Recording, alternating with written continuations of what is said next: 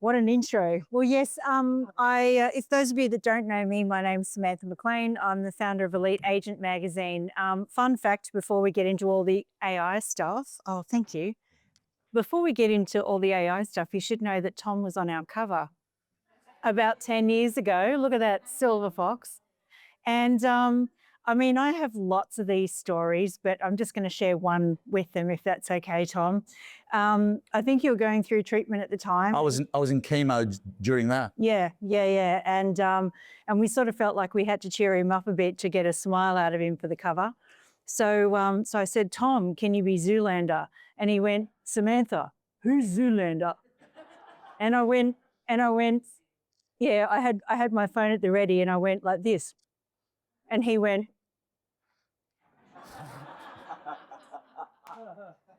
and of course I went click, and that photo has been in the vault for about 10 years. Waiting for a chance to get it out. But now, you know, like if we were making the magazine now, and by the way, it's a collector's item and I brought some over there for you. Can I have one? Yeah, there's a whole box of them there. I've pulled them out of the garage just for this. But this was the technology issue 9 years ago, and I'll get to that in a second. But now we can do amazing things with AI, like animate the cover. So, yeah, pretty amazing, hey? I want you to know there was some wisdom from that magazine that I will be raising today as well. So, yes, we have digital now. We have a daily newsletter called The Brief. We have a podcast, which is now called Thought Leaders, and we have a bit of a gossip column on a Sunday called Movers and Shakers, where you sort of find out who's gone where and done what to who. Not necessarily in that way. So for those of you that know Elite Agent, you might be a bit confused about why I'm presenting about AI, but I want you to know this was me back in the late 90s or the early 90s. Actually, it's not me, it's Melanie Griffith, but I was sort of the same, like wearing the same awful stockings and socks and sneakers and running for the train and trying to make a corporate career with hair that, you know, I sort of felt the higher the hair, the closer to God and all that sort of thing. I worked with these computers back then, and so before I came into real estate, I've had about 17 years now. I had 20 years actually with Cisco, British Telecom, and a lot of big IT companies. And so I guess my worlds have just collided with real estate and AI. So yeah, I was such a nerd that back in 1995, I was actually the first female Microsoft certified engineer in New South Wales. So I use that as a conversation starter at parties when I'm meeting fellow nerds. But back in November 2022, I saw this ad for a freelance ChatGPT prompt editor in Mumbrella. And I thought, gosh, I better take this thing seriously because my job could be over. And I actually looked at it and I thought, gosh, you know, like looked at the studies. This is one from Harvard where they gave some people AI and withheld it from some other people. And I looked at it and I thought, gosh, I could just SEO the crap out of my website, produce content at scale like it's nobody's business, and nobody would be the wiser for another 2 years. Unfortunately, the easy road was not on brand for me, so I decided to take the other road, which was let me get ahead of this and help the real estate industry get across it. Because like Tom, I feel like this is the biggest change to hit real estate in a long time. Anyway, 2.5 years later, we've got courses. We're on the way to becoming an AI first business, workshops, community, all that sort of thing. So if you want to learn more about AI, there's plenty of resources. Now, I'm going to get into practical stuff straight away. So I've seen a lot of you writing notes. I've got this thing attached to my wrist called Applaud, which I'm just going to hit record on. Hopefully I didn't stop it then. Can anyone see a red button? Anyone in witness protection? No? Good. Bad career being a real estate agent if you are. Yeah, don't want to be in witness protection. Radio. So hopefully I am recording this because what I want to do at the end of it is give you my notes. So thinking about notes in an AI first kind of way, like what are you going to go away and implement? What I'll do is I'll create a GPT, which will allow you to go and query my notes at any given point in time. And if you want those notes scanned there, so you can actually play along with me today. I'm going to be doing some live stuff. And yeah, so I'm recording myself, even though Tom's recording me. I'm going to transcribe my whatever I say. So hopefully it'll be all useful. And then I'm going to throw it into ChatGPT with a prompt that is going to say something like, you're an expert real estate coach tasked with turning the following keynote transcript into something practical, blah, blah, blah, blah, blah, and on and on and on it goes. And the full prompt is there in the notes and resources that I've given you. So AI in September 2025, ChatGPT is well and truly across the 800 billion users and receives about 2.5 billion prompts per day. NVIDIA just today announced, I saw it in Bloomberg while I was sitting down the back there, that they're going to invest $100 billion in OpenAI, in data centers and things like that. So AI ain't going anywhere. It's what I would call a general purpose technology and a fundamental shift in the way that we live and work, very similar to the internet, very similar to social media. And if you're at all skeptical about how big a change this is, and how fast it's happening. So this is New York's Fifth Avenue back in the 1900s, early 1900s, for you fans of the Gilded Age. And at that time, everyone was saying there is never a time when men and horses, or man and horses, or even woman and horses would not coexist together. Because they were so necessary for transport, for agriculture, for food, for everything, basically. And then 12 years later, same street, not a single horse in sight. And there you go, you can see the difference. It took 15 years back at the turn of the century. Other general purpose technologies, well, the first one, hopefully the sound is going to work, but if you're fans of Downton Abbey. I wasn't sleeping wink. All those days been sleeping about. Even Cora won't have it in the bedroom. She did wonder about the kids she used, but I couldn't see quite. So there you go. Electricity, 1920s, and other general purpose technology changed society as we know it. Guess what? Nobody wanted it. They were all thinking, oh, it's going to poison me. It's terrible. And that was true. And then when we got to the internet, I remember everyone was fearful of the internet as well. I'm afraid that if I brought a company on the internet, he would really do her. I would get caught and I would never, spend time with my family. Well, if I mentioned, I have no desire to be far to internet because I feel like I'm so Inundated with information all the time that I don't want more. Can you young people imagine thinking that way? I don't want the internet. I mean, it's quite incredible to go back and think like that. But I want to let you know that, that even if you are a little bit skeptical, progress always wins. The technology always wins. And so if you're thinking, oh, do I really need to know about this AI stuff? I want to tell you now, up until recently, I don't feel well. I'll go and see the doctor. I need to lose weight. I'll go and find a personal trainer. I've got a speeding ticket. Better get a lawyer. Better get a really good one. Someone should write a song. Dinner ideas. Go and get a recipe book. Look at Jamie Oliver. My dog's barking. Do a Google search. I need to move house. Look at the portals. Up until recently, that was all true.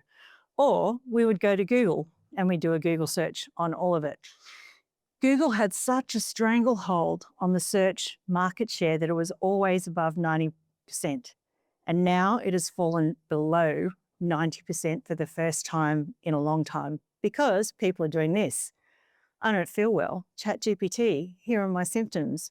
I need to lose weight. ChatGPT, write me a personal training program.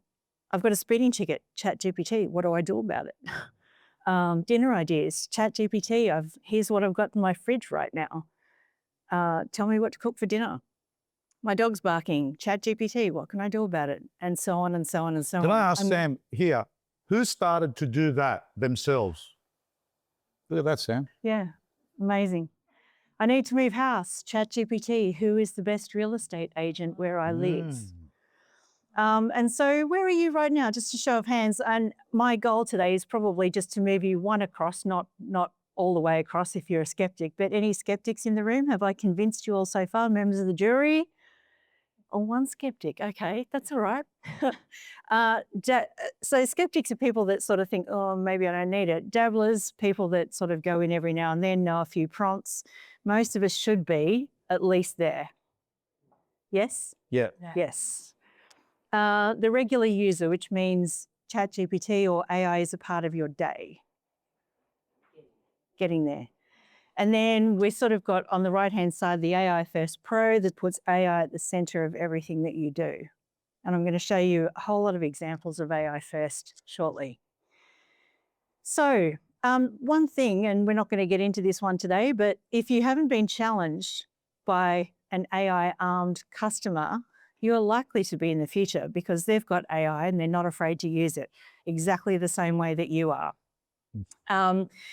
Your best defense to all of that is to be able to use it and co-create solutions with them. And hopefully I'll give you a few ideas today. Now, the AI-powered agent, I think, is made up of three things. So three things I'm going to look at today are there's a formula for switching any task into something with AI at the core. We're going to look at listing with AI and how you can list better and other AI first examples depending on how much time we've got. So first of all, the AI first formula, I think there are 4 modes of working with AI.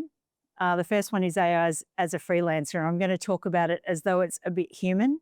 So this means that you are experimenting with tools, the odd prompt, ad hoc use of ChatGPT, ad hoc use of image generators, and it might be something like, I'm a real estate agent in Byron Bay. A potential buyer has just sent me this message. Paste the message in, draft a professional response, or make this response more professional. Who's done that? Yeah, everyone. So that's AI as a freelancer. Then we've got a part-time collaborator. So I am using a tool called Lex at the moment, which is a great writer. So what I can do is I can sort of put in a sentence of what I want to write and then hit the plus button 3 times and Lex will try and continue. And then I'll go and put something else in and then Lex will try and continue again. So that's quite fun to use. This is a little video where see how this guy's plant's dying? He's got live AI on his phone. This is Google's AI Studio. And watch him ask questions about how to fix the plant. I'd like to read about it. Can you help me with them?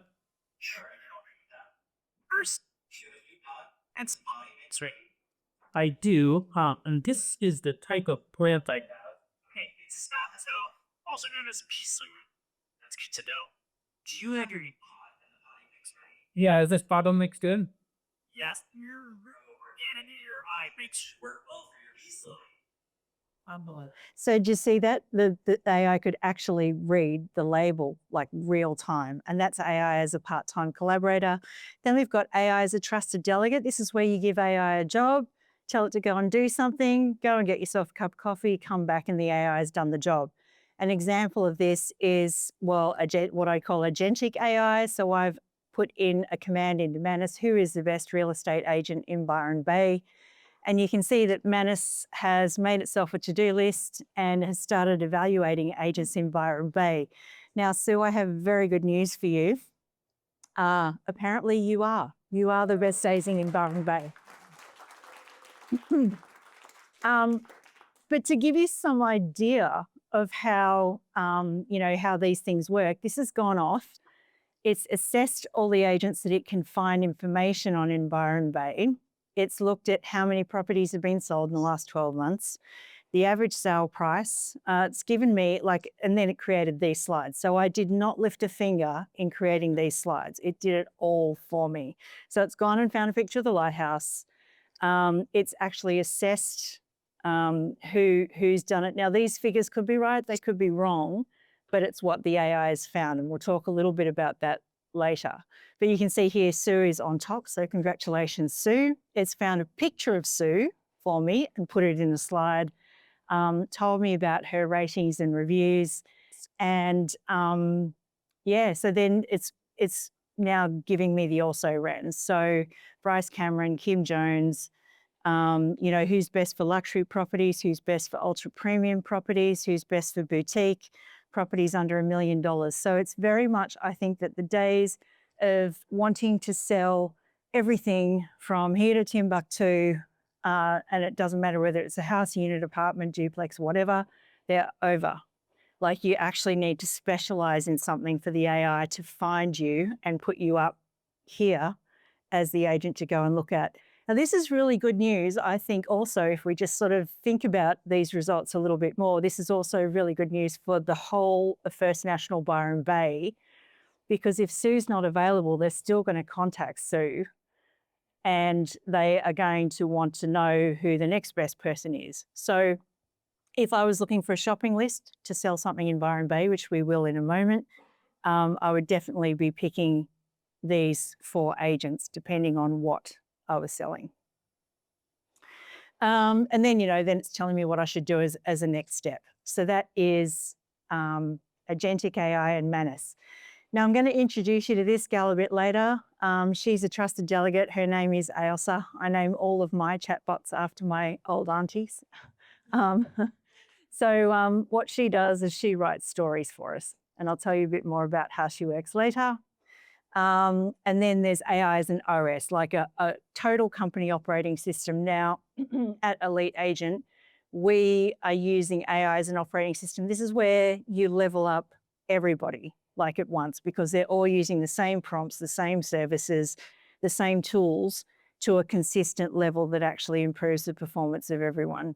So this little bot's called Transcriber. And basically, whenever we interview someone now, we put the audio of the file in here, and it goes through a bit of a workflow. If I press this, you can actually see that it goes through and extracts the quotes. It's like a little production line, actually, and then comes out and actually drafts the story with the banger quotes, with the banger intro, and then a human comes in and actually edits it and says, well, it's picked 3 headlines. This one's better than that one. So in actual fact, we can produce more content than we've ever produced for a lot less cost. The other thing that you could sort of class as an OS, I'll give you an example. I think I brought my phone up here. Just got to be really careful not to knock everything over. What AI can do is if you give it one command, and I'm sort of got a few bots on my phone from Telegram, I can say to my phone now through this Samantha bot, which works very similarly to the other one, to that one that you just saw, tell me what appointments I've got on Wednesday, and please add an appointment with Tom Panos for Tuesday. I'm going to go and do some stuff in Byron Bay. And it will actually go into my diary, look at my diary, tell me what I've got free, and come back. And if I actually said, and can you invite Tom as well? Here's his email address, it would do that too. So that's one command, and it's doing a bunch of stuff. And that's where we're headed. So into this agentic AI world.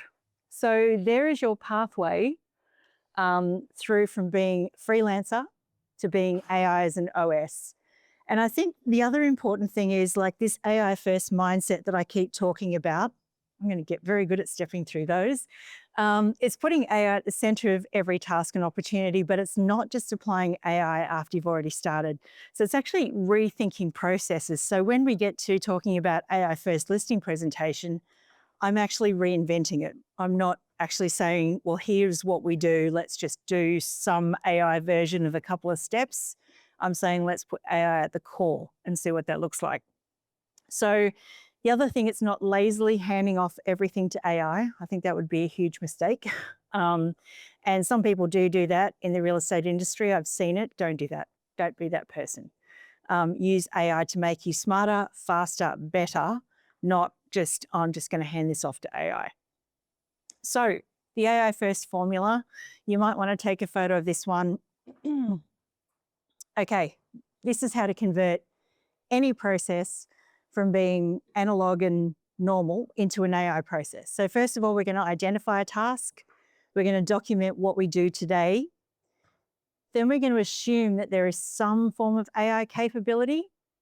Then we're going to invite best practice to the party.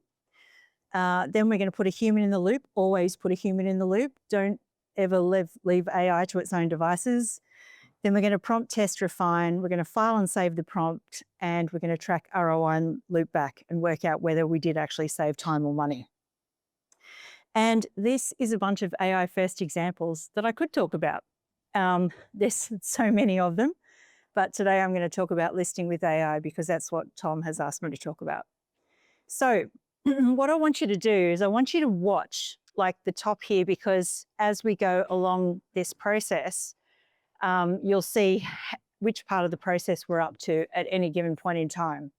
So at this point, we've already identified that we want to talk about listing presentations. And so what we're at now is document the process. So the normal process for a listing presentation, I think, looks something like this. You go find out a little bit about the property, you prepare your CMA, you grab whatever materials your office normally uses, compile the listing forms, put a Form 6 in your portfolio if you're in Queensland, send a pre-listing kit. I remember Will Ainsworth used to do something cute. He used to put seeds in the letterbox. Hold it closer. Turn it around a bit. It's gone. Gone quiet. Has it gone quiet, Lisa? Keep. Does anyone see a mic on the table? Is it? I think might have run out of batteries actually. Or Try that. yeah, That's good. that works better. Okay. So we pull the property info, we prepare our CMA, we grab standard materials, compile the listing forms, send a pre-listing kit if that's what you do. Affirmations, that's if you're that way inclined. I'm the best real estate agent in the world. We can't forget that step. Then we go and present, then we cross fingers and wait. Is that fair enough? Is that roughly what we're talking? Yep. Okay. The problem with that is that, we sold a property, and I'll talk about this a bit as well today. We sold a property, Mark and I, in November 23. We saw 4 agents before we decided who to list with, and the marketing plan looked the same in every instance. It was just all pretty same. And that was the cost, plus 12 grand in staging. So it was a lot, and we were splitting hairs between the agents. And you know how John, actually I heard the back end of John's presentation today when he was talking about the game of inches and he put that map up. This is my visual representation of that map because, this is how a consumer sees it. There is just, everyone looks kind of the same, and then someone is just a little bit different. And that little bit different is what can win. So that's the game of inches that John was talking about, just visually represented. Yes, it is an AI photo.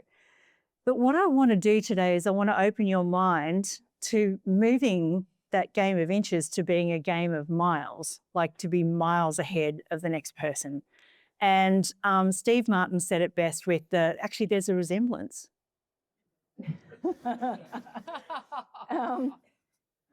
Be so good they can't ignore you. It's one of my favorite quotes in history. And, and I sort of think, the experience of selling our property was not a good one. It actually turned into a bit of a shit show, actually.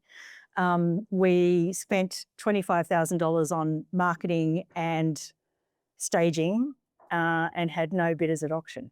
Like the agent had way overquoted. Flying Larry, I think he called Larry him. the Liar. Larry the Liar. So it was pretty horrible. And I guess this is where I was sort of thinking, well, how can I make this better? Maybe I can actually put some thought into, how I might do it if I was in the other chair. So here's what I reckon. And we're up to our next step, which is assuming some AI capability. So we're at step 3 of the AI first formula. And here's what I reckon you can do. First of all, research the property, then research the vendor, and then look at who in the team is best to present. Write your listing copy before you go into the listing presentation. I said I was going to sort of bend the normal process a little out of shape because normally you wouldn't write the ad until you'd won the listing, right? Yeah. So I'm going to say, write the ad before you go into the listing and write 6 of them. I know, right? AI first. Then you're going to draft a marketing plan. Then you're going to work out how to handle the vendor's objections. This is even before you've set foot in the door. You're going to look at risk management and you're going to practice and perfect your listing presentation. So let's get into it. I am going to go to my laptop and you guys can follow along. Like if you've got a property that you're working on at the moment, come back. Jack, come back. Hold on.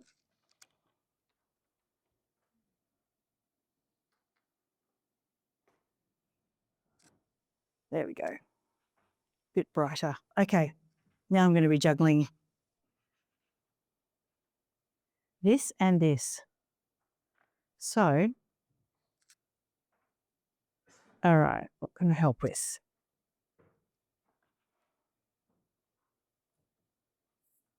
This is not Zoom, so you can all see my screen, right?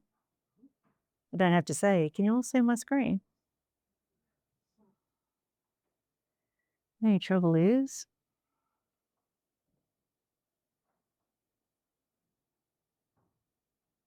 all right. So I'm going to use a tool called Whisperflow as well, which is something that I use a lot just to speed the whole process of prompting up. And so the prompt that I'm going to use for this one is property deep research.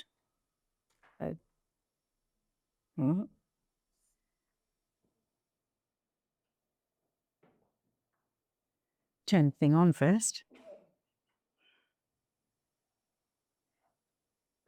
Okay, now we're on. Property deep research.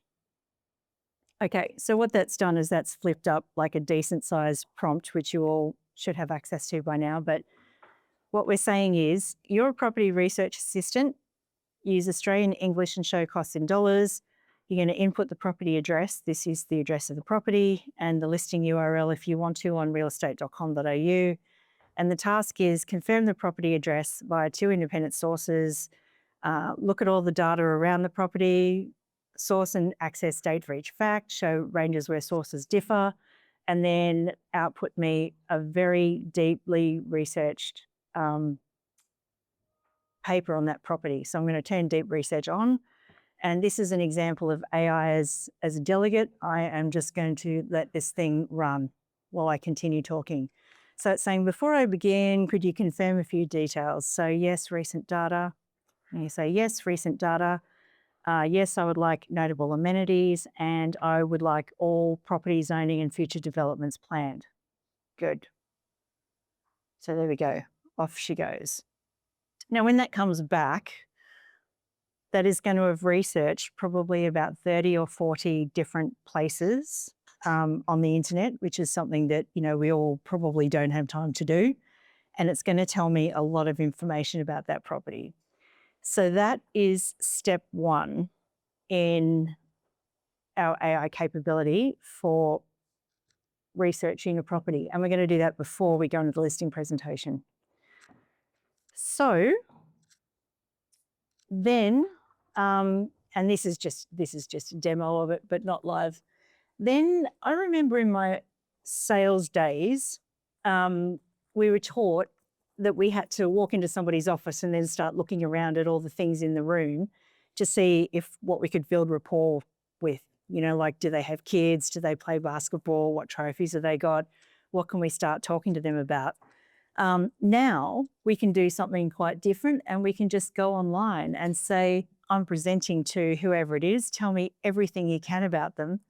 And the same thing will happen. You will put deep research on, and it will give you like a whole dossier on the person you're presenting to. So that's pretty interesting in terms of being able to create moments that matter and that sort of thing. Like if you want to create memorable things, memorable customer service moments, all of that sort of thing. Or if you don't just want to put your foot in it, because one of the people that presented to me, as I was looking at the marketing schedule, I looked at it and went, oh, it's $300 for a copywriter, huh? And she said, yes. She said, can you believe some people out there use ChatGPT? And I said, that's fascinating. And I thought, you don't know who I am at all, do you? You have got no clue. Like, you know, and then she still won the listing. Unbelievable. But, you know, that's the Gold Coast for you. Anyway, yeah, so Lily Stevenson, for example, she does live in Broadbeach. If you're not a fan of Aussie Shores, you wouldn't know that she was on TV, but you wouldn't want to go into a listing with her and not know that, you know. So what I'm saying is search the property, search the vendor. The next thing we're going to have a look at is we're going to have a look deeply at the vendor using a tool called Crystal Knows. Now, there are other tools out there. There's a tool called Humantix or something like that out there. But Crystal has got an incredible amount of information on everyone. Now, I'm going to pick on our host, Tom, and I'm also going to pick on Chris because I actually profiled Chris for a training session. And I reckon I'm going to pick on Byron Bay's top agent, which is Sue. Now, let's just say I have a vendor here and I'll call up her name. My vendor at the moment is Michelle. Hang on.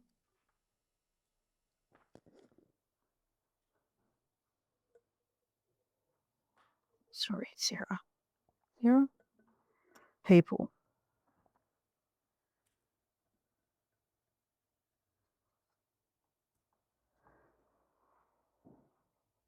All right, here's my pretend vendor.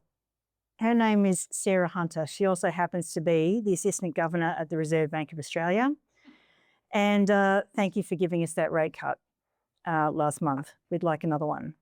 Anyway, Sarah's disc profile means that we have a certain way that we work, the way that we connect with people, our personalities, and often it does come out in this thing called DISC. So Sarah's DISC is that she's a questioner and that she's a motivator. So you can see that me and Sarah, we're on opposite. Oh, yes, I am. Oh, I am. Hang on. Wait. There we go. Sorry. There you go. So you can see Sarah and I are like quite a bit apart, right? I'm over this side and Sarah's over this side. So what it means is that, our personalities are quite different.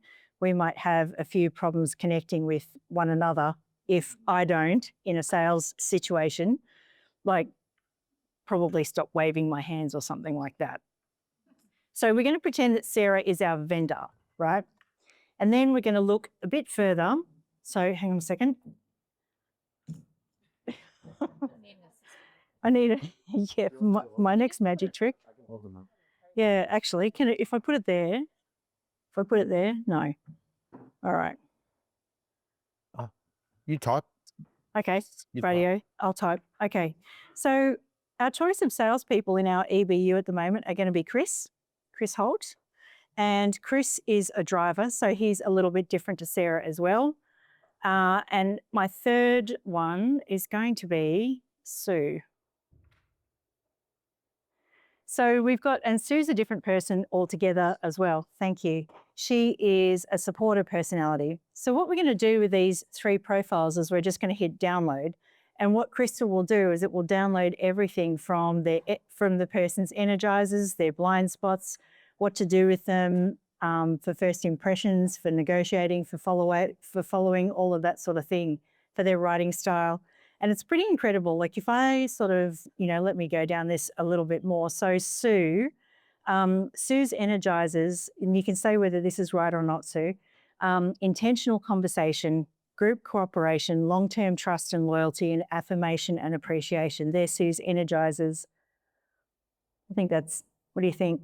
Yep, thumbs up. Thumbs up, Sue? Thumbs up. Yeah. Asserting authority over others is a drainer. Being overly pressured, blunt or aggressive language, facing conflict with others. That's a bit of a drainer for Sue. Yep. Strengths, providing a stabilizing presence through tough situations, offering support and guidance when no wonder you're number one. These are all great attributes for an agent. So you can see that Crystal provides like a heap of information, like, how to build trust with Sue, if I was demonstrating a product to Sue, if I was negotiating with Sue, how to present pricing to her, how to get her to take action and all that sort of thing based on her DISC profile. So it's pretty incredible set of data there. So what I'm going to do is and it's all publicly available data, by the way. I'm not glasses. No. Are you going to type now? No. I'm going to keep. Just let us know when you. All right. Okay. So what and this is all publicly available data, by the way. You might be thinking, oh, Crystal wouldn't know anything about me or wouldn't know anything about my vendors or wouldn't know anything about anything. It's actually every time you give away your privacy rights, every time you hit the button that says, yes, I agree to these terms and conditions, you're usually giving away your rights to your own data and your own personality online. And it can pick up, you know, from everything you write and everything you say and every comment you make and everything like that, what your DISC profile is. So it's a machine learning AI that's been around for quite a number of years.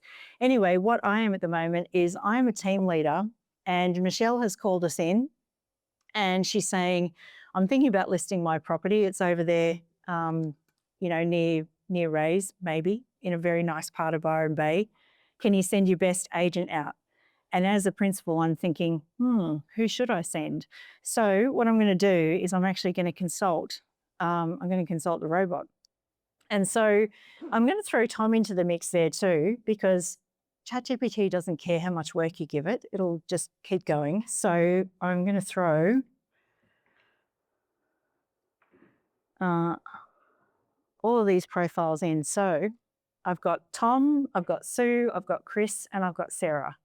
And so Sarah's my vendor, remember?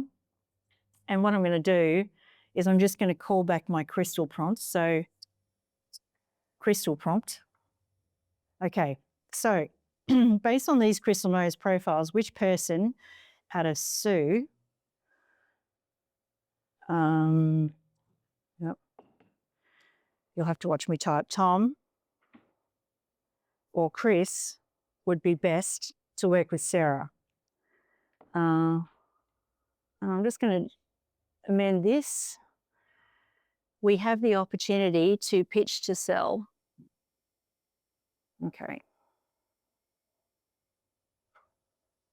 All right.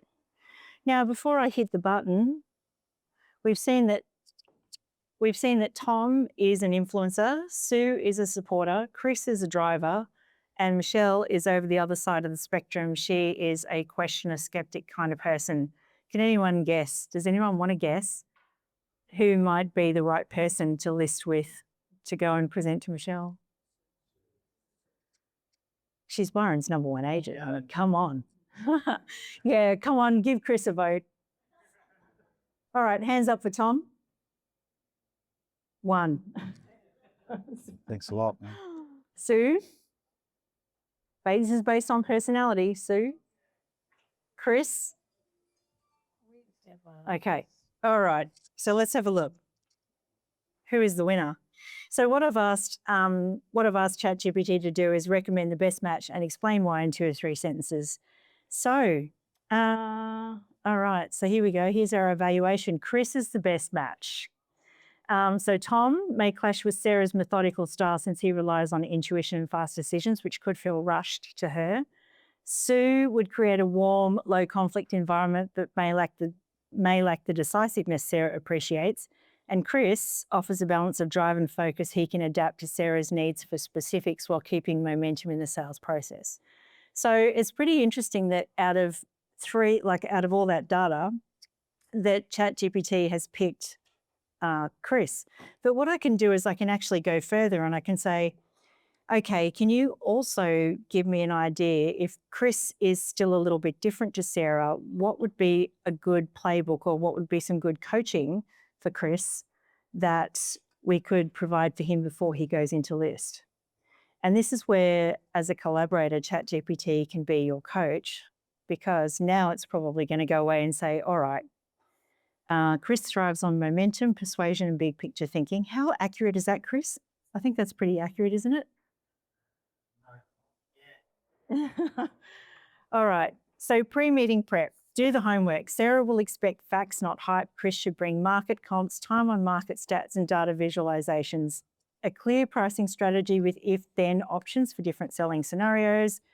And then communication styles, start with her priorities, be precise but not pushy, et cetera, et cetera.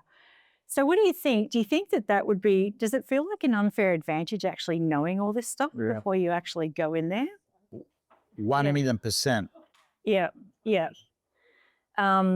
Yeah, so, and you could actually go on and on and on and ask for more coaching and more information and things like that. Now, obviously, I'm not saying put 100% of your faith in the AI, because I do think as real estate agents, you guys have got spidey senses, like which you should always use. Like when you walk into a room, obviously looking at people's facial expressions. If it sort of looks like Sarah's having a bad day or something like that, you probably want to drop everything and sort of ask her why she's having a bad day. Like, so don't put 100% of your faith in the AI, but I think being prepared before you go in is a pretty cool thing to do. So I was going to say, Sam, like, even because a lot of people might not have the option of saying we've got 4 or 5 agents, this one's more suited. But I'm having agents ever since you did your prezzo at Leichhardt that are saying to me, like, if you're a DI and you're the only one that can go there, and let's assume they're not a DI, just being mindful that they're not that means that you have changed your approach. Because I think often what we do is we sell to people the way we think we want to be sold. And by having an understand of their psychometric, like example, if I was presenting to Donald Trump, like, I'm not going to say to Donald Trump, if you ask me, oh, what's your fee? I'm not going to say, oh, that's my 7th part of my listing presentation. I come, you know what I mean? Like, that guy's going to say, mate, what's your fee, mate? Like, what there? Whereas it might be Mrs. Smith, who's doesn't talk to anyone and wants to have a long-term relationship. I might be there for 2 hours, whereas Donald Trump will be there for 15. But being mindful of it affects the way you communicate to people. 100%. And I think I'd go even one step further with Donald Trump, because he's one of life's true drivers, is I would actually maybe say to him, if he asked me what my fee was, I'd say it's 4% for enhanced marketing and 2.5% for the lower package. But you look like the kind of person that would probably want the whole thing done, right? And he'd probably go, right. Like, you know, we'll get onto that framing effect if we've got some time later. But I also, I think that, you know, this is useful in the way that you present offers. It's useful in the way that you email people. It's useful in the way that you communicate, like your first impressions, all of that sort of thing. So I definitely think it could be an unfair advantage. And Ryan Coyne at ARIC, he's going to be on our podcast shortly. I interviewed him last week.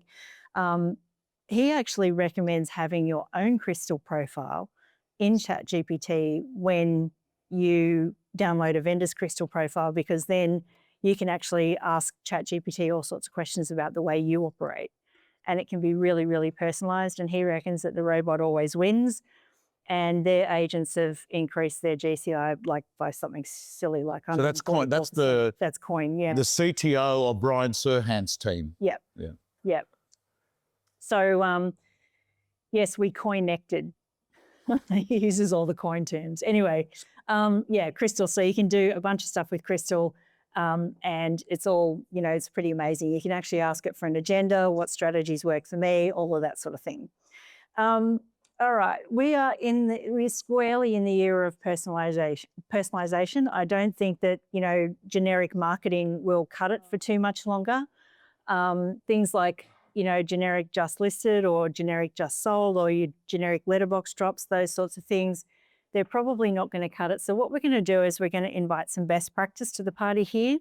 And what we're going to do is, does anyone in the room have a marketing degree? A couple of people, excellent. Well, for you people that don't have a marketing degree, I'm going to give you one before you leave. So, well, I'm not going to give you one, but you're going to get that sort of level training. So what we're going to do is we are going to look at the property with the lens of the buyer. What buyer personas would be interested in this property? And the reason that we do that is, well, if I take my property example as an example, it was on a corner block in Broadbeach Waters, which could have been subdivided. And the other thing is it was on one level near the golf course. Now, the subdivision potential would have been great for a developer. You know, you'd knock the house down, you'd split the thing in half, and you'd sell 2 blocks. Are you even Gold Coasting if you don't have, like, you know, 6 bedrooms over 2 levels with 3 bathrooms on the canal, like, you know, in a house that's way too big for you? I don't know. But this house was like 1 level and would have been really good for a retiree who liked playing golf because it was right across the road from the golf course. So are you going to talk to the retiree the same way that you're going to talk to the investor? Or are you going to present the alternatives in the same way? Probably not. So this is where I'm going with this one, is that, you know, a lot of agents don't talk about who the buyer is to that degree. And so what we're going to do, and it can also lower the cost of your marketing overall, because if you're boosting things on Facebook and stuff like that, you can actually target a particular demographic, so long as it's within the boundaries of Facebook's housing policies. So this is how you would do that. We would go to ChatGPT and we take our deep research on the property that we've just done in step 1. And we'd say to ChatGPT, I'm a real estate agent with a prospect trying to convince them to choose me to sell their home. Here are some features of the home. I need a list of customer personas who are likely to purchase a home like this so that I can go to the appraisal showing I know exactly how to market this home. Give me 5 customer personas. Now you could ask for 10. ChatGPT doesn't care how many, but the way that works out is like this. So I'm just going to call up my persona prompt here. Persona prompt. Nope, hasn't picked it out there. Persona prompt, let's try that again. Persona prompt. There we go. So I've just popped in some features of the home here, but I equally could go back to my deep research and put that in there. So here are some features of the home. Broad beach water, single level dwelling, no stairs, close to the new lanes precinct. We should take that out because that went bust. 7 minutes from Pack Fair, 10 minutes from the beach, blah, blah, blah, blah, blah. I need a list of customer personas. Give me 5. Okay, so this is how this turns out. Here's a set of 5 highly targeted customer personas. And what do you know? The golf-loving retiree couple, the busy executive family, the lifestyle upgrader, the multi-generational household. And it's sort of telling me why it thinks that this group of buyers would be interested in the home. The interstate investor, holiday home buyer. And then it says, if you want, I can also draft a marketing strategy for each persona. Well, we are going to kind of do that. We are going to, we're going to go for a follow-up saying, can you please provide me 5 listing descriptions based on these personas? And then can you create 1 listing description which you think best hits all of these personas? And so you're going to start a bit of a portfolio here that you're going to take when you've been called in by Michelle, so that you've got all these things ready to go. Can you give me some TLDR bullet points? Can you draft me a marketing plan? And then for each tactic, can you show me the time to own a creative asset or that sort of thing? Like, I actually think that there's the ability for you to be able to charge more in commission moving forward if you're providing an enhanced marketing service. Like if you're just putting ads on the portals and, you know, an ad in the Gold Coast Bulletin and something on WeChat, yeah, probably that's going to be the same service as everyone else. But if you can come up with a marketing plan that is different, obviously that's, you know, you're acting more like a marketing agency. Does that make sense? Right. That's a good point. I had an owner say to me, it makes no difference which agent you give it to, because he said, let's be honest, it's signboard, it's realestate.com, it's domain, and it's someone sitting at the front of the house with a clipboard, and I have my minimum price I'm going to accept, it's over to you. That's the way he looked at it. And he said, as far as I'm concerned, whoever does it cheapest will get my business, because I'm not going to take less than that. They all do the same thing. So what you're saying is you've got to create separation. Yeah, absolutely. And if you can create like that last one there, the draft and marketing plan, deliver a 2-column table, online and offline with 5 tactics mapped to the personas, you can actually walk in there and say, all right, I've had a look at your property. I've deeply researched the property. I'm not very good at the scripts and dialogues. You might have to help me with this. I've looked at it and I want to let you know, these are the average buyers would probably pay this an average price. These are the best buyers. They will pay the best price. This is our marketing plan to attract the best buyers, not the average buyers, what I've done there. Yeah, that's exactly it. And then you can say, it's up to you whether or not you want to go down all of these marketing roads that I'm identifying here. But if we want to find the maximum number of buyers, how am I doing? Good. If we want to find the maximum number of buyers, then these are the avenues we need to explore. Yeah. So, and that would be how I'd go about it. And then what we're going to do, we're going to move on. We're going to put it all together in our listing presentation, which is obviously the human in the loop phase. And if you do need some ideas on what to tell ChatGPT, what to tell your vendor, about your use of AI, you could do something like this. Like, I'm a real estate agent in Broad Beach Waters and I'd like some dialogue on explaining to my owners how we use AI. So that will actually give you some reasons that you would use the persona prompt. So start with the persona first, then go to the listing description and then say, all right, now that I've got my 5 listing descriptions, now give me one for the portals. And if you go in there, like, that is going to separate you majorly from the pack that just hand out a marketing schedule and a CMA. I did want to show you something else that I picked up. So if I go back to my deep research prompt, which should be done by now. Here we go, property research request. So it's actually, this is the size dossier it's come up with for me on my property on 35 Cypress Drive. So there you can, it's come up with the comparables and all sorts of things. There's another tool that I have loved and used a lot lately. So you can see how detailed it is. It's like, whoa. Okay, here we go, property snapshot, blah, blah, blah, blah, blah. Okay, so what I want to do is I want to copy this whole thing and use a tool. Has anyone used a tool called Gamma at all? No. Okay. This'll blow you away. It's right about the flood zoning and stuff too. Like, what we found is that we couldn't get contents insurance because there was some sort of Nerang River flood in 1979 or something crazy. But Gamma is a PowerPoint killer that will create websites and presentations. So here is Gamma. And what I'm going to do is I'm just going to create new and I'm going to paste in text. So I'm just going to paste in all of that text from, oh, I haven't got the right one, from my property research request. Right. So here it is. I'm just going to copy that all and go back to Gamma. I'm going to throw it in there. No, that's copied the prompt now. Gosh.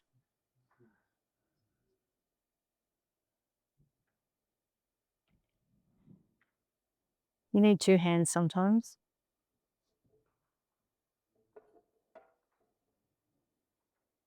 Oh, thank you. Okay. So I just want to grab my report here.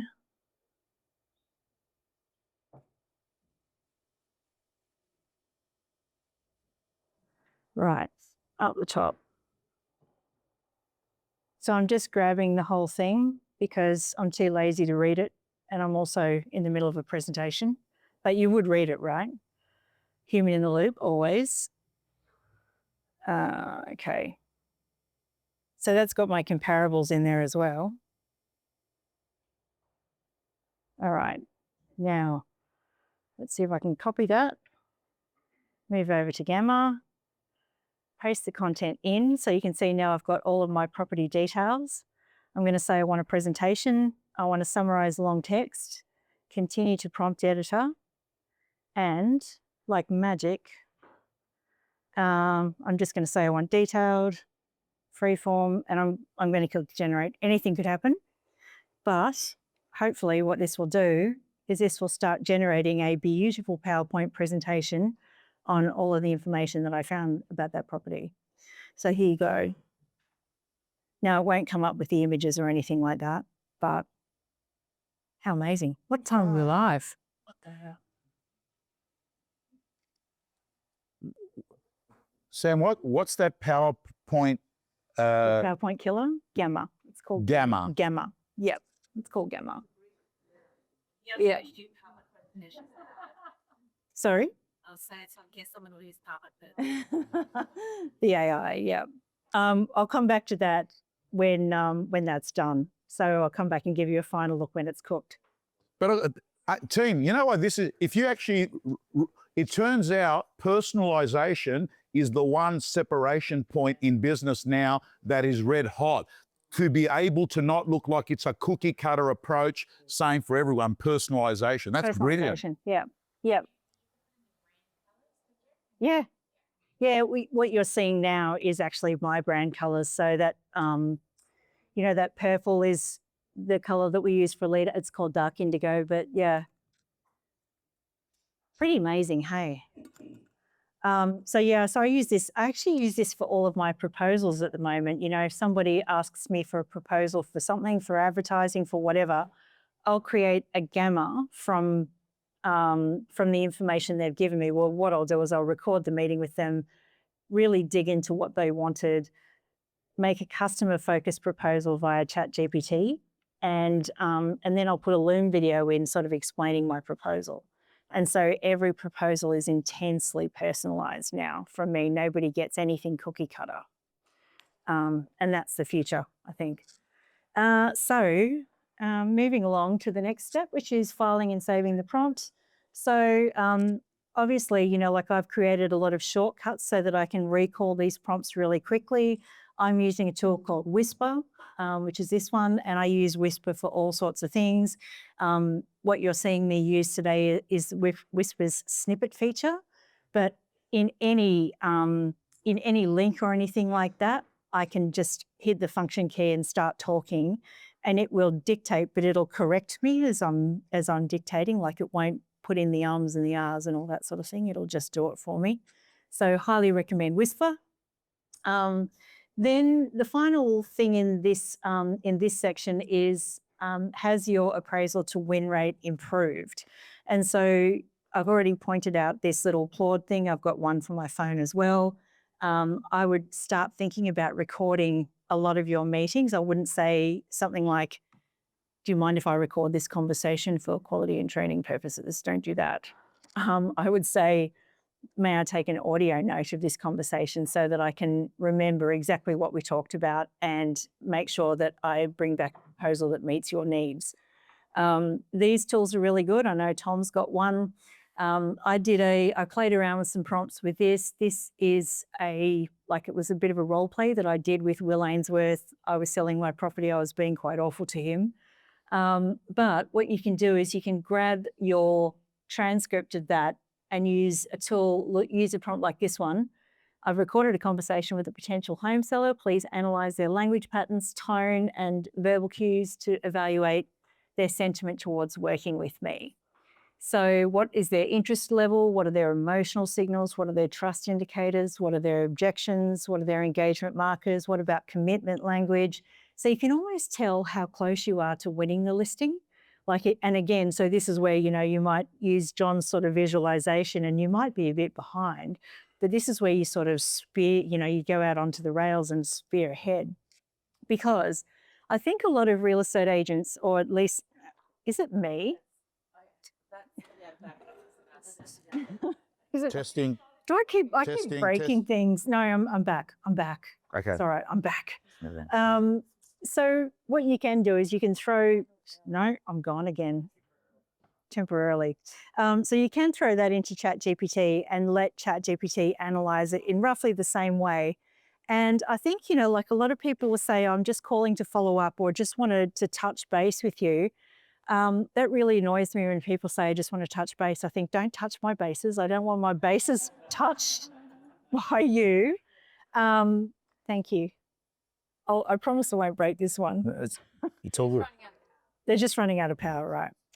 Yeah, don't touch my bases. But instead, like what this prompt is doing is it's actually giving me a rundown of how confident this vendor is with me. So I can ring them and say something like, oh, hey, Tom, I really enjoyed meeting you the other day, but there are a couple of things that I forgot to mention. One is that, you know, what we can do around the marketing, we can do this or we can do that, or whatever it happens to be that I've missed out on here, I can actually go back and strategically follow up on. And, you know, that obviously makes Tom think, oh, that's amazing. I was just thinking that. And it also gets you around that, you know, I'm just following up or I'm just touching base or I'm just hoping. So yeah, so that is the 8-step AI first listing formula. What do you think? Unbelievable. Unbelievable. All right. Have we still got a bit of time? Yeah. Yeah? Okay. All right, let's do some other AI first stuff. So All right. So this is staging. So, like this is where, you might think, oh, how can I get a buyer to visualize something? And I'll give you the example. This is the normal sort of virtual staging thing. Client gives you the photo, gather your assets, look at the room size, creative brief to whoever you're using for it, send the assets, wait. There's a lot of waiting in this stuff. And then it comes back, and then you probably got to request changes, then pay the bill, which is $50 per image, and then upload it to whatever you're doing, or put in your proposal, whatever it happens to be. This is my garage. OpenAI updated their image creation in May 2025, and it's only gotten better and better and better. So some of the new models like Nano Banana, Quen, things like that, they actually do a better job at this. But staging this garage virtually is a bit of a problem because of the angle. See, the perspective is not just a straight on perspective. And so I said to ChatGPT, stage this as a home office with a treadmill in the top right-hand corner, and one prompt later, it's done it. And then I said, no, I don't like that. I want to make it a games room. And so it's done that too. And then this is the outside of the house. And are you even Gold Coasting? May I ask you if you don't have a pink flamingo in your pool? Absolutely not. Can I have a dusk photo? And there it is. And this is just all your $20 ChatGPT subscription. So this is the hallway. Can you renovate the hallway for me? Can you get rid of this hose in the garden? And it's gone. And all this is just like instant stuff that you can actually just do straight away. So I'd suggest that staging a living room, AI first, client gives you the photo, gather best practice. So it might be a particular design aesthetic or something like that you like, upload to ChatGPT, prompt, tweak, create alternate settings. That's included in your $20 a month subscription, and upload or use the same day, no waiting. And I've given you a prompt in your notes, which is like an interior stylist prompt, like you're an interior stylist. All you need to do is swap out the design aesthetic and stuff like that. So that is your staging AI first. Now, Google reviews, you do know you should respond to all of your Google reviews. Sometimes they're good, sometimes not so good. When they're not so good, it's like the cat. Damn it. Or, in my case, sometimes what on earth do I say to this? And, a snack seems more appealing. I would just use a prompt. I would just get that one out of the way, because the cognitive overhead of like wondering what you're going to say is often worse than the actual job itself. So there is a prompt that I would use for Google reviews, write a public review response, blah, blah, blah, blah, blah, done. And you could actually change that prompt around for a positive review, and it will work just as well. All right, letterbox drops. Do we still do letterbox drops? We do, don't we? We do. We do. All right. So here is what I think a letterbox drop looks like. Gather your assets, draft your copy, send it to print. Schedule digital tie-ins like a QR code or something like that. Who knew the QR code was going to make such a comeback, hey? Deliver them, door knock maybe at the same time, follow up, call back, pay the printer, schedule an extra social post maybe. Is that fair enough? Is that what a letterbox drop looks like these days? Yes? Yep. Yes or yes? Yep. Okay, so we've started thinking about how the whole AI SEO is going to impact you guys. And we have created what we think is an AI first letterbox drop. And I said I'd introduce you to Ailsa, and this is what she does. Hi, I'm Ailsa. Think of me as your own personal newsroom, in your pocket. My job? To make sure every one of your sales starts working for you as a PR engine that has never been seen before. Here's the problem. Unless it's a prestige property or a quirky sale, usually the media won't touch it, which means most of your hard work never gets seen. No PR, no SEO, no brand lift.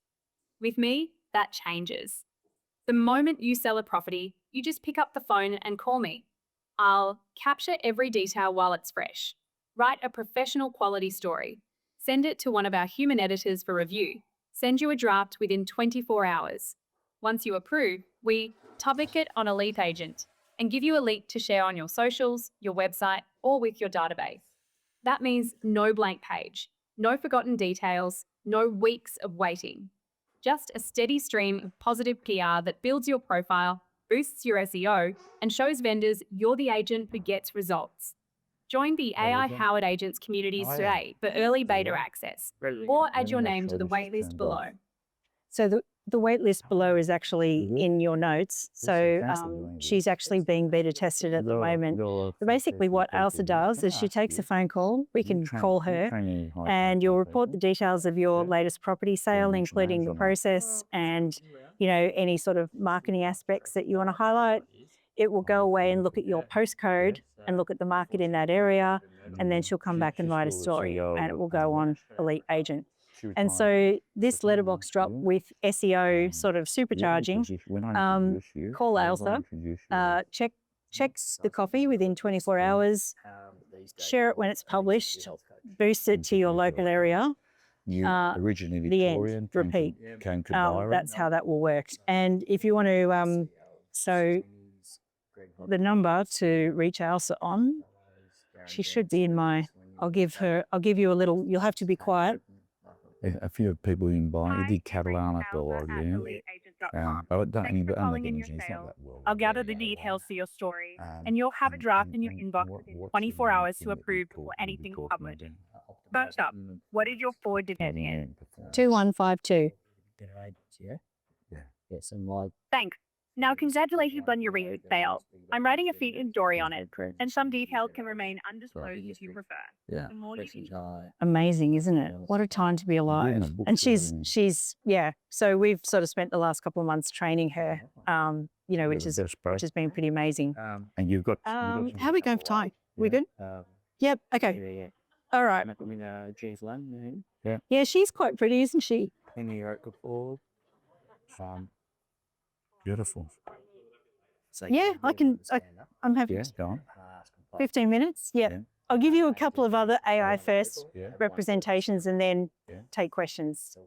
Okay, so let's level up a bit more. Can we go up one more level You've got an exercise before we leave? Are you sure? Tomorrow. Do you need to stand up, stretch or anything like that? No? All right. 6:15. So what I'm going to do here is show you a couple of examples, other examples of inviting best practice to the party, because it's not just a marketing degree that you can kind of give yourself, there's all sorts of other things. And I think there are several ways of inviting best practice to the party. One is to invite, obviously, people experts. One is to invite different concepts, and one of them is to look at iconic works. So the first one, experts, there we go. I've got, he's not even in the room. Perfect. If we look at playing the long game, which is the title of the article that I wrote on Tom back in 2016, Tom actually talked about 3 things like that agent 3. What agent are we up to now, Susan? 4 or 5? Yep. Agent 3.0 must navigate a world where the consumer is tech savvy, social media savvy, knows the price of everything and the value of nothing. That sounds like Tom. Becoming Google, the ideal agent should become the Google of their marketplace by curating information and solving consumer problems and lead generation. So Tom's top line lead generation back then was to create large volumes of content that address consumer problems, what keeps them up at night, and letting Google drive traffic to this information. Nothing's changed really, has it? No. Not in 10 years. The only one thing that's changed to that is AI. So AI has changed search. And now if you have a look again, I would draw your attention to that top thing where it says activity 35 sources. The AIs are consuming more sources than ever before. So previously it was your website that was sort of the center of your universe. And now I would say it's distributed content and something that you'll probably hear a lot in the future called trust signals. And so this is being driven by a man by the name of Marcus Sheridan. So he's our first expert we're calling to the stand. Marcus Sheridan is saying that AI SEO will be driven by, in the future, Google reviews, social media reviews. Take a photo, everyone. This is important. It is important. Written testimonials, video testimonials, website content addressing customer questions, which Tom said 10 years ago. Video content across multiple platforms, which you also said 10 years ago. Social media presence and engagement, and educational content that builds authority. So that's your AI SEO recipe, if you like. Now, for those of you that hate creating video content, this is for you. Creating a video traditional, like, we're not all Tom who can just sort of stick his face in the phone and go blah, and it makes sense, right? Usually, and this is for me, like what is my process for creating a video? It's grab pen and paper, brainstorm or brain fog, depending on the day, memorize my lines, call the videographer, spend half a day prepping, like doing my hair and makeup and stuffing around and wasting time going, I'm too ugly and too fat and I sound stupid and all that sort of thing. And then I would wait for the draft to come back, hate the draft, and ask for all these edits. Then I'd throw it onto YouTube in a hurry because, like now that I've done the job, I've got 10 other jobs to do and it's too hard to optimize it for YouTube. And then I'd probably pay the invoice, which would be in the 4-figure range. Is anyone with me on that? Yeah. So AI first, I think, is research with ChatGPT, get some ideas, get an outline and hooks, get ChatGPT to script you, record some B-roll or produce it with, one of the AI video tools we've got, edit it like a Word doc. I use a tool called Descript a lot. Optionally translate it using HeyGen if you happen to be in an area where, English might be the first language, but there might be another one. Then I would optimize, and Descript will help you write the proper YouTube description and pull out keywords and all that sort of thing. And your subscription cost for all of that, I estimate to be about $120 US a month. Now, if you're still going, but Sam, I still don't know what to create a video about, let's call in Marcus again with his They Ask You Answer formula, which basically sort of takes that idea of creating authority content. And if you haven't read They Ask You, You Answer, it's a good book. It's been updated. He's got another one coming out, funnily enough, called Trust Signals. And I think that will be an amazing read as well. Anyway, what we're going to do is we're going to create some video scripts using ChatGPT. And I have given you all the formula for that, but if I swap back to here, go back to my I'm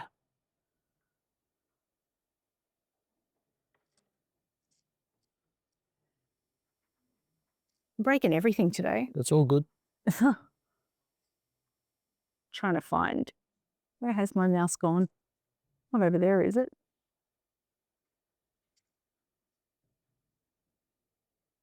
There it is. Yep. Yeah, no, I'm back here now. Back on the, okay, so I'm going to go new chat. And my prompt is just Marcus Sheridan. And so the prompt looks like this. You're a content strategist familiar with Marcus Sheridan's They Ask You Answer and his big 5 content categories. I'm a real estate agent looking to build trust and authority. Your task is to generate 100 specific answerable questions that real estate clients commonly ask, suitable for a 2 to 5 minute video response, blah, blah, blah, blah, blah. I won't read the whole thing, but I've asked for 100 questions and that should be enough to sort of batch film at least 10 at one time. And then, then you don't have to worry about content again for 10 weeks. Oh, sorry, scroll up. Okay, scrolling. So there you go. There's your 100 questions. And they're all questions you could answer. So, is it better to sell by auction or private treaty in your city? Buying a house versus a townhouse, what's better long term? Yeah. These are all questions that you could easily answer. I think sometimes you overlook the obvious because it's boring to you, because you think that, like everyone should know this, but often you can't read the label from inside the jar, right? This is not boring to consumers. This is not boring to us. And so, like if you were creating interesting content like that, I'd definitely be following. Then you could go one more with this. Instead of, let's just say we liked idea 20 and we could go video script prompt. Okay, so you're a video script writer specializing in short form educational content, blah, blah, blah, 120 words. Give me a great hook, because, you need a hook to compete with all of the baby videos and the, the cute cat videos and all that sort of thing. You want to stop the scroll. Okay, here we go, conversational, blah, blah, blah. And now, actually, I need to give it a number. So, video script writer, insert question here. So write a video for, I'm going to say 20.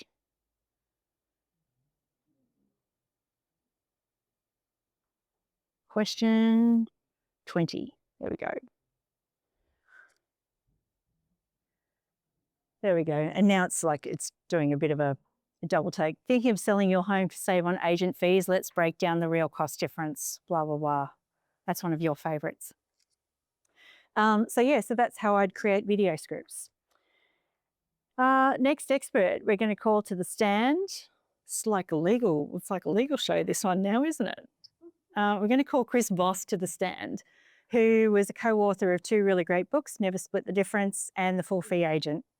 And so what he said is, the more you explain, the less people hear. So, if you think about how often you explain the market and you explain what sort of a price you get and you explain what the buyers like you're always explaining, right? What he says, and this guy was the guy that co-wrote The Full Fee Agent. We had him on the podcast. His name's Steve Schull.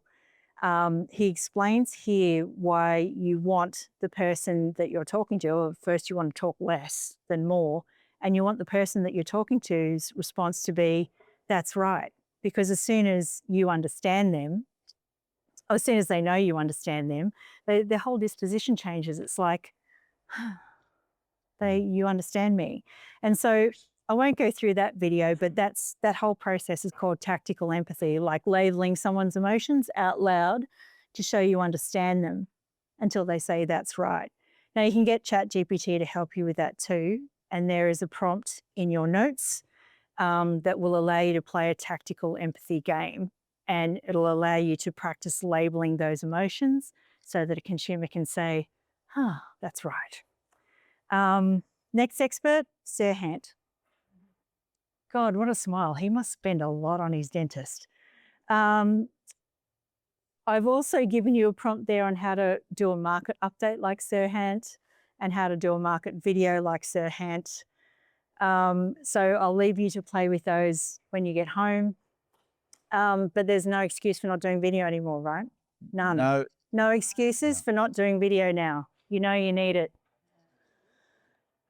Concepts. So the concept that I'm going to give you is a behavioral science concept called the framing effect. And it's sort of why yogurt is 95% fat-free instead of 5% fat. Like the way we say things can greatly alter how they're perceived. And so this is a classic framing effect, the glass half full or the glass half empty. If you would be using the framing effect all the time, like if there's road noise on a property that you're selling, how can you describe it instead of saying that there's road noise? And the framing effect prompt, I'll give you this one, is, go new chat. The framing effect. Okay, so you're an expert real estate marketing assistant. Your goal is to help real estate agents reframe challenging property features into honest, compelling descriptions. Given the following property feature, tell me how I should handle it. So I'm just going to put in, and a lot of my prompts you'll find you've just got to put in your own information. So I'm going to say road noise, close to a main road. And this will give me some ideas on how to reframe that. Rather than going, oh, how do I become a poet? Multiple perspectives. Okay, enjoy unbeatable convenience with his home's prime position, walk to shops, jump on major routes in minutes and spend less time commuting. So that is reframing. And the final one I have for you today, before we take a couple of questions, is this one, iconic works. So if you're trying to create marketing in real estate, sometimes, and this is the traditional, is that, we go away, we brainstorm the reasons people should use us. We think success leaves clues. We look at what everyone else is doing, make some variation of that, the end, right? That's what we do. But I want to give you a quote from, I think it was Picasso and then Steve Jobs stole it, which is, good artists copy, great artists steal, and I would say, and leave no fingerprints. I'd add that on. And so what you can do with ChatGPT as well is you can look out at some of the iconic marketing pieces that you can see out there, and you can actually swipe them and use them for yourself. Now, this is an example from the Wall Street Journal. This is a very famous piece written by Martin Conroy, who is one of the most famous copywriters of all time. And this piece made the Wall Street Journal billions of dollars in subscriptions. Like, that's how good it was. And if you have a little read of it, you can see on a beautiful late spring afternoon, 25 years ago, two young men graduated from the same college. They were very much alike. Both had been better than average students, but were personal, and they were filled with ambitious dreams for the future, blah, blah, blah. But there was a difference. One of the men was a manager of the small department of that company, and the other was its president. So it's actually sort of gone, well, what happened to make one the president and one, not so lucky? So you can see, if you go and read the whole letter, you can probably see why this was so successful for the Wall Street Journal. But what if you wanted to use that concept in your own marketing? And so the way you would do that is using my Steal a Winner prompt. So I'm just going to put in here, Steal a Winner. There we go. So you're a world-class direct response copywriter trained in the style of the iconic Wall Street Journal, two young men. So let's just say you were running a seminar or something like that on how to sell your home for more or something like that. This would be where you would use that. And so let me get in there. My target audience are, I'm just going to put in homeowners. Actually, I'm just going to leave the I'm going to leave the defaults in there. There we go. Write me something. So there's never a need to start with a blank page ever again. Oh, Rico wants it all.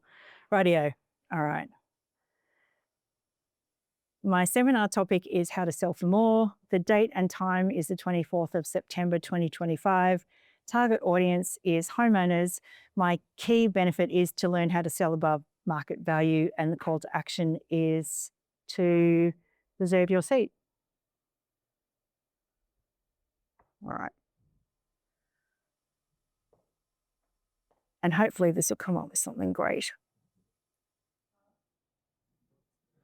All right, there we go. Two homeowners who sold in the same market but walked away with very different results.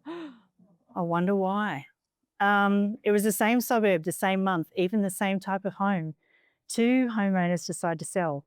One did what most people do, listed quickly, trusted luck and hoped for the best. In the end, they got a decent price, but nothing special. The other homeowner took, this is like poetry, isn't it? All right, so on the 24th of September, you'll discover exactly what they did. There you go, reserve your seat now, and then it's got an SMS and a one-liner. So there's so much you can do with AI, but what I really want you to do is think about, like one thing that you'll try from the AI first tools that I've given you. I would suggest starting with the listing presentation, because that's where the money is made. Team, was that a great prezzo or what? Thank you so much, Sam. And Sam, I'd love to have questions. Like, you got to leave now, isn't it? No, I can stay right here. We're only going for another 30 minutes, and then people might